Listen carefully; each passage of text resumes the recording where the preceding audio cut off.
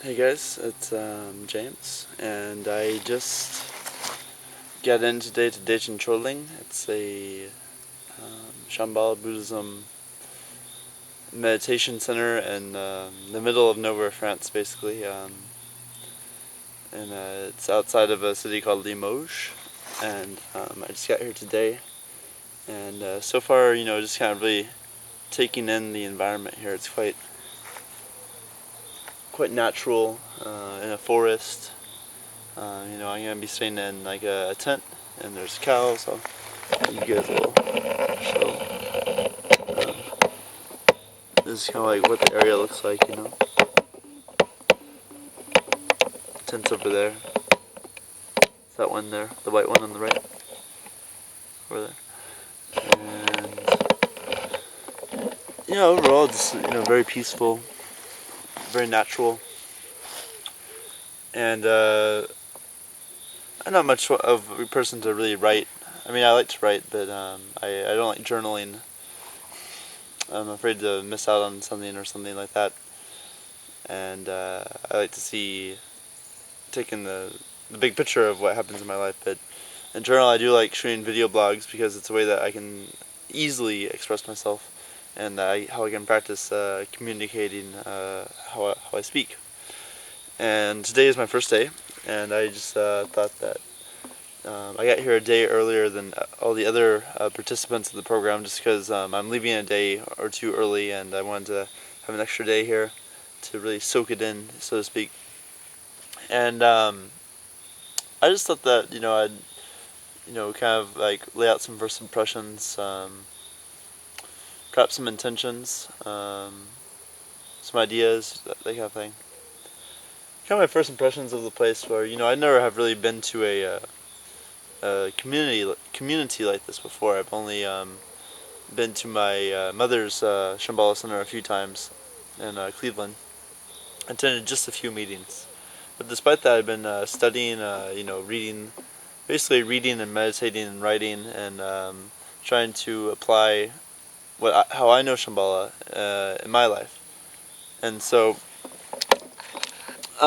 in general, I find that I think that coming to a center like this, I'm actually afraid of it, because I'm afraid that it'll give me the answers too easily. I like to kind of struggle to try to find the answers, and I like to have some confusion in my life generally, because I know that means that I'm at least living to some sort of edge, so to speak, and thinking for myself in a way. And I think that coming to a center like this is fantastic, because it means that for a student who's learning, it's a great way to get direct information. You really get a sense of presence from other people.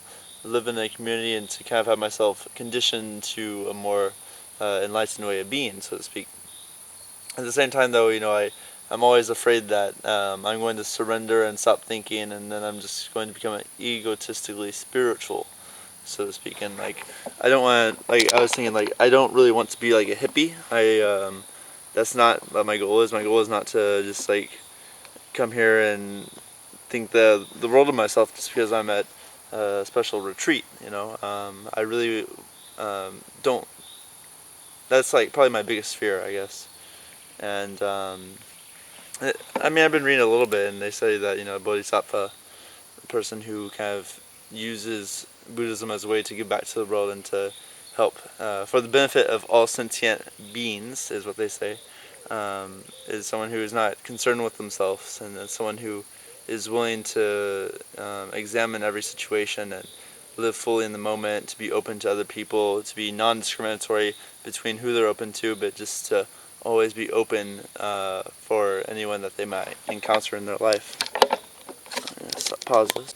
So in my life, I never really think about being a bodhisattva, so to speak. I wonder if I can just trust in meditation itself, shamatha meditation, not meditating to achieve anything, but just meditating to be open, to be aware of the breath, and just to be open my mind.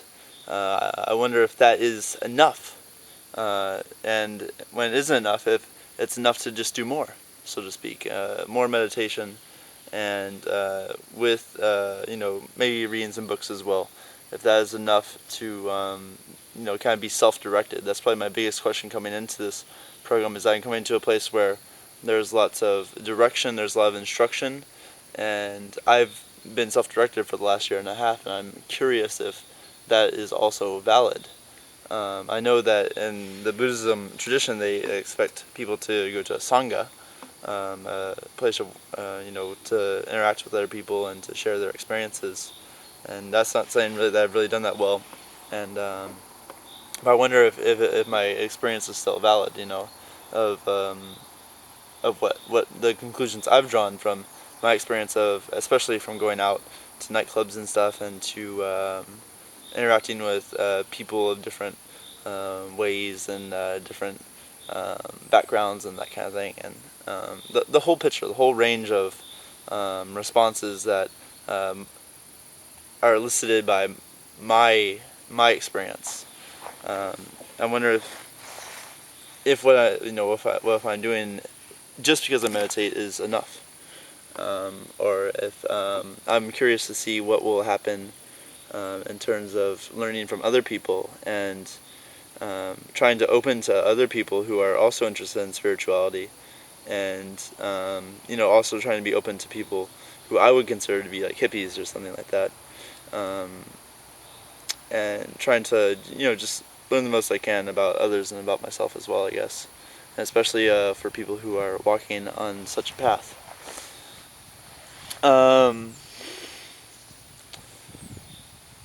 In general, it's kind of strange because from the outside, it doesn't seem that people are that much different.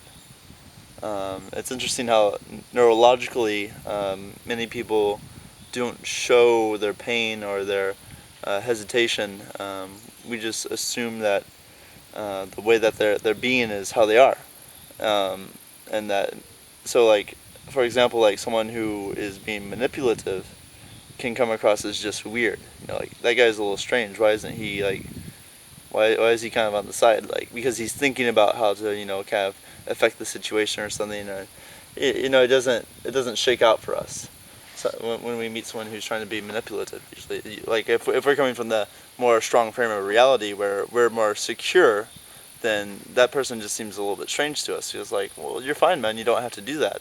So like, when I come to a community like this, everyone is coming in from that very secure frame, and actually, so for me, like, one of my first impressions is like, wow, this actually feels very natural with people. I don't feel like,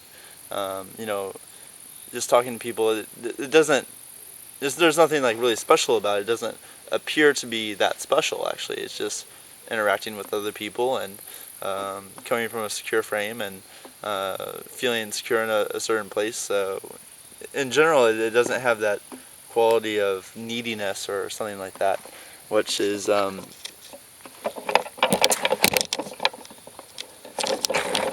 actually really quite refreshing. But at the same time, I'm not saying that's refreshing. I'm just saying that it's barely even noticeable. Like, I have to actually think about it, like, oh yeah, so I'm in a Buddhist community here, and actually these people are just being themselves, and so that becomes across as very natural, very smooth, very flowing. Doesn't seem to be that big of a difference.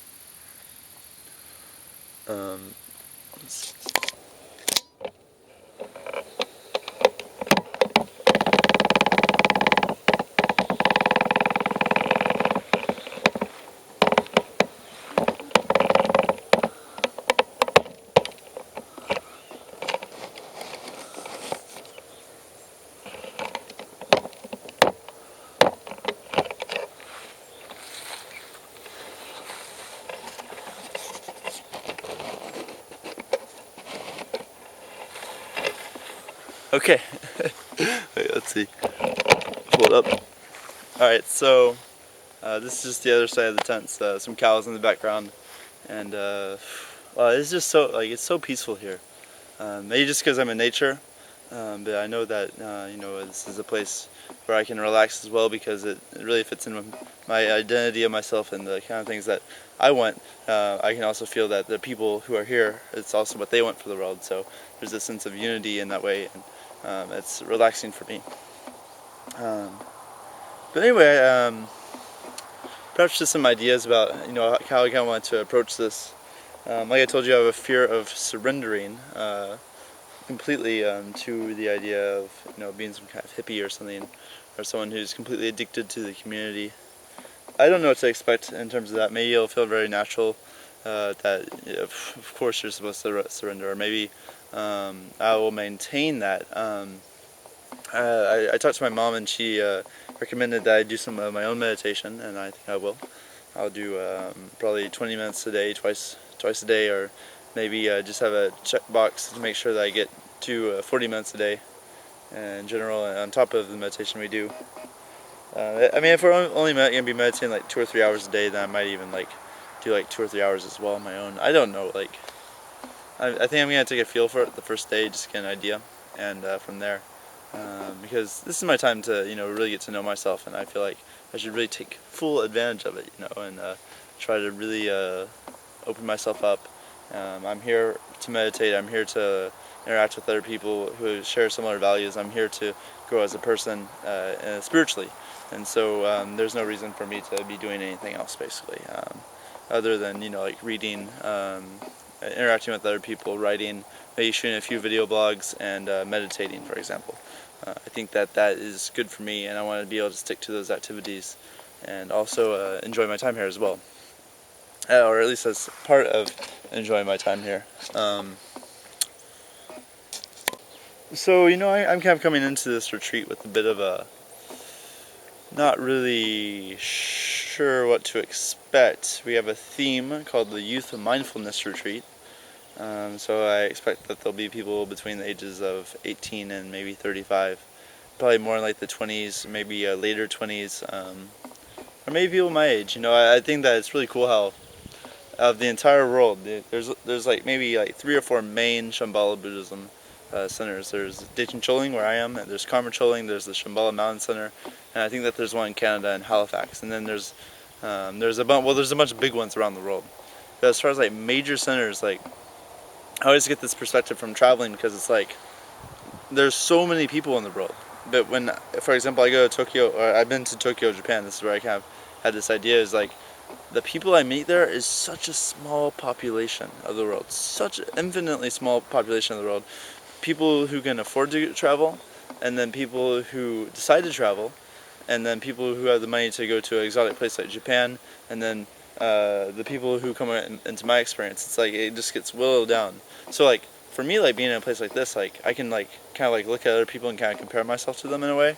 Like, oh yeah, like I understand where I am in this situation, but I really want to try to remember that I'm really interacting with people who are very, very passionate about Buddhism, very passionate about enlightened society, and I want to try to remember that I'm not necessarily better than them, that they just might not be very inconsiderate with how they express themselves in a way. So they might not say everything that they have to say, they might act it out, and it's part of interacting is also being silent sometimes. So that's sometimes how we communicate, and so I want to be very mindful of that, very mindful of being humble. I was humble in my master's program, and that really was great because I really felt like I could connect with people in my program, and overall I had a great experience doing that. So basically, I guess my tendency could be to be kind of narcissistic about myself and how enlightened I am, but what I'm saying is that I don't want to come in here trying to compare myself to other people, so to speak. I just want to be able to learn from other people and share my experience with them and have them share their experience with me, and hopefully everything turns out well.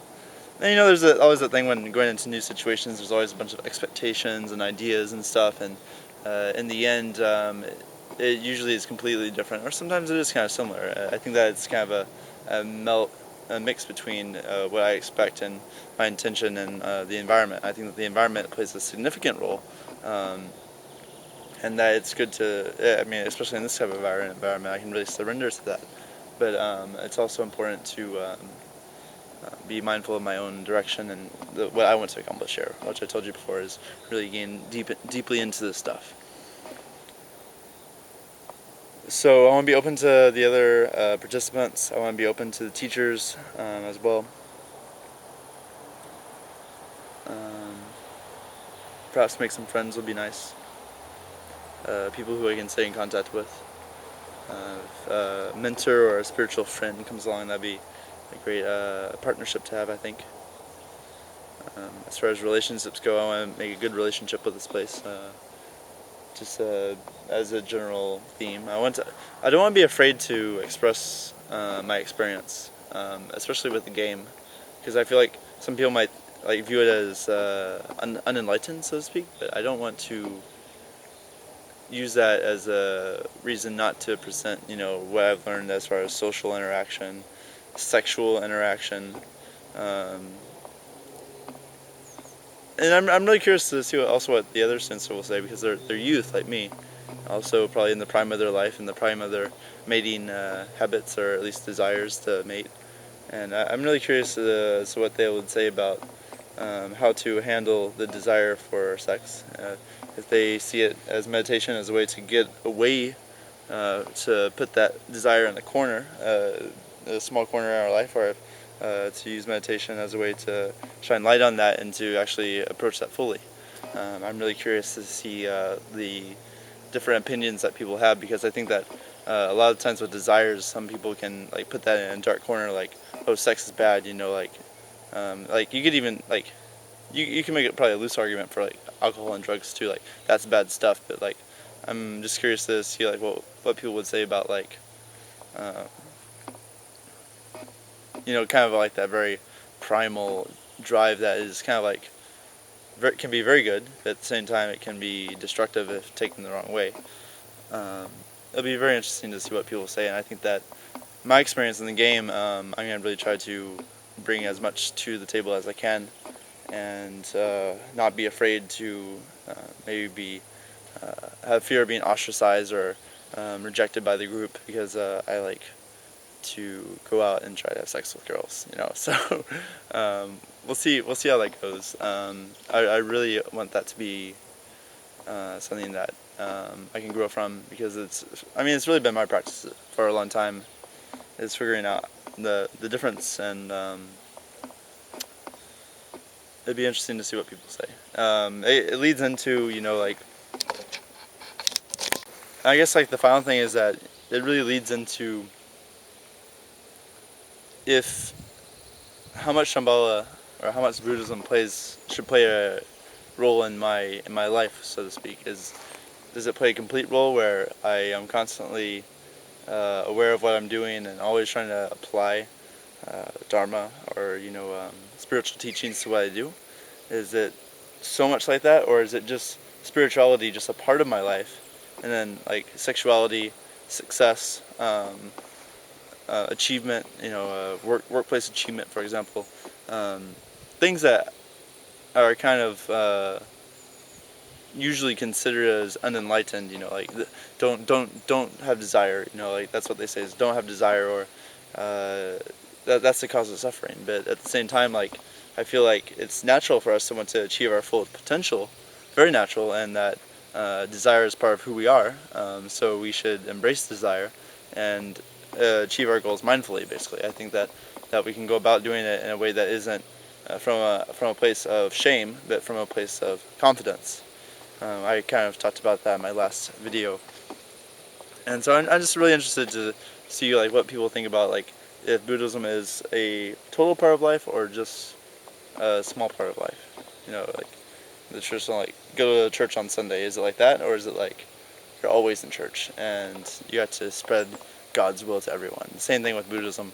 Am I always on the cushion, or do I need to spread basic goodness to everyone? So I'm interested to see what people will have to say about that.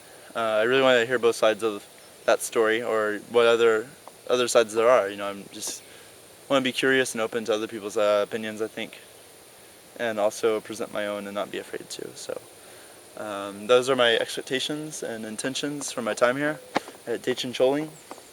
I'm looking forward to the next week, and I will hopefully be talking to you guys in Greece. I kind of want to talk to you as I progress to see if you can see anything in my way I am. I want to be able to see, maybe mark progress. Just as a way of seeing the effect that this has on my movement, my communication, that kind of thing.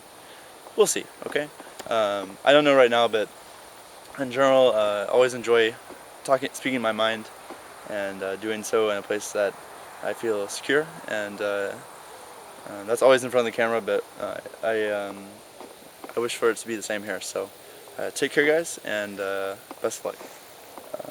Yep.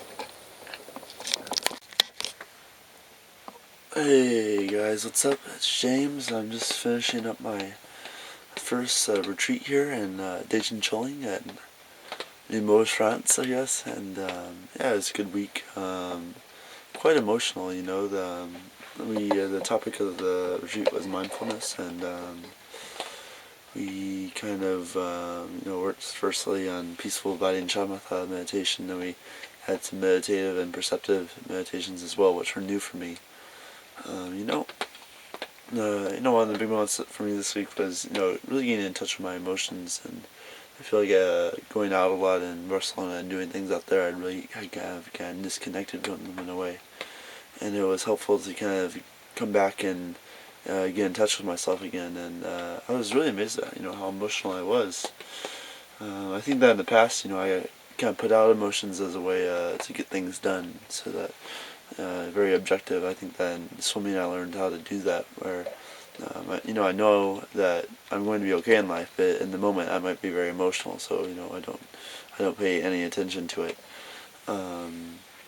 Yeah, so it just reminded me that like with emotions, like we can emphasize with people, and then we can really understand the problems of the world and the problems that other people have more, and so because of that, it's easier to make a difference in other people's lives. And as a bodhisattva, or someone who's just trying to make a change in the world and trying to help, being able to understand the feelings of others as well as myself is extremely important, and something that I had overlooked. So it was interesting to get back in touch with that.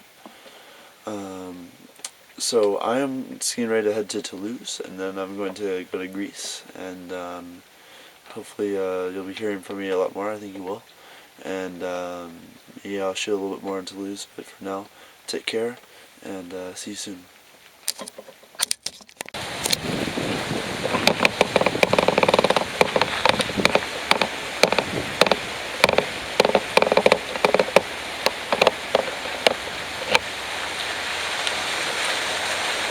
What's up, guys? It's James, and just continuing kind of shooting video. I thought this would be cool just to present this kind of cool view here. It's the Limoges train station. I think it's the most interesting thing in Limoges. Limoges only has about maybe 100,000 people, and it's pretty much in the middle of nowhere. Yeah, but it also had the Deschencholing, one of the 4 meditation retreat centers for Shambhala Buddhism, and like I said before, I had a great week there. Learned a lot about emotions and connecting with emotions.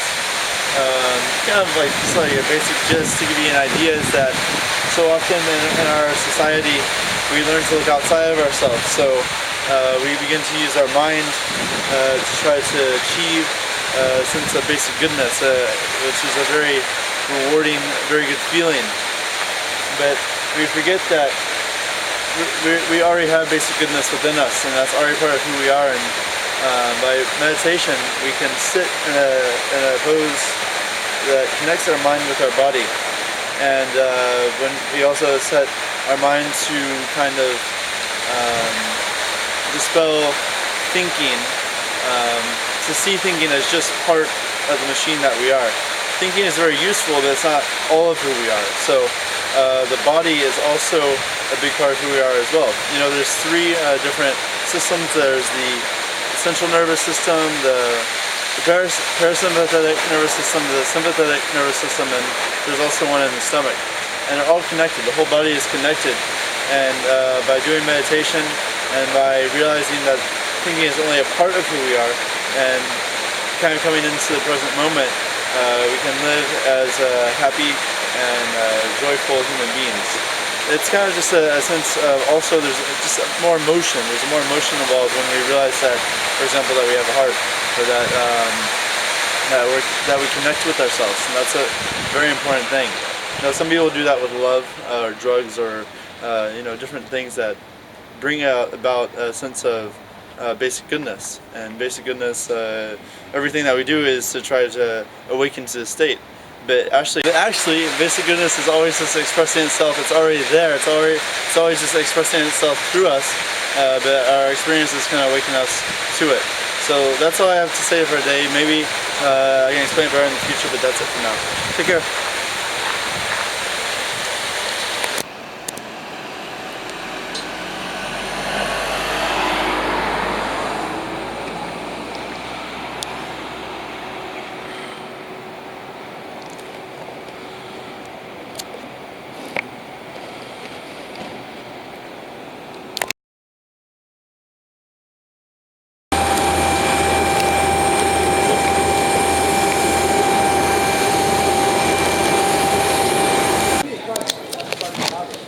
So I decided to open shop. Welcome to Gamden Bistro. Got some sushi and berries.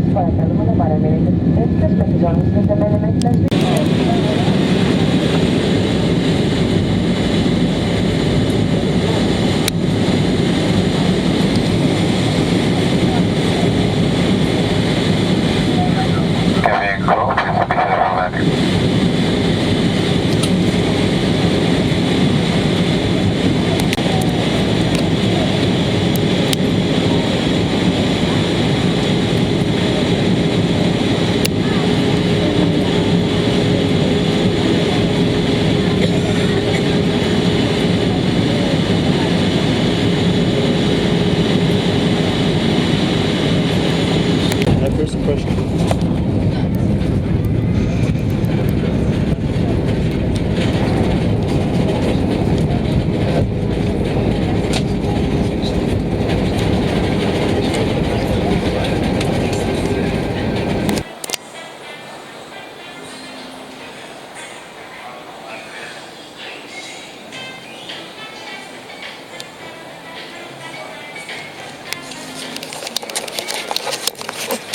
Well, I just got into Athens.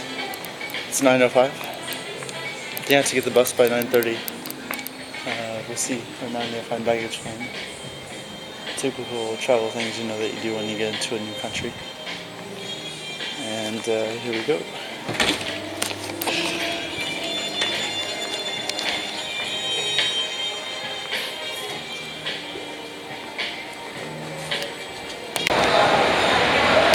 So my bag was the first one off. I'm able to catch the bus that's leaving 10 minutes after I got here. X96 to the port, Piraeus, and so here we go. I'm just going to pay, I think it's like 5 or 10 euros or something like that, and then take the bus. It should take about 40 minutes, and get to the port, check in the hotel, and go to bed. See ya.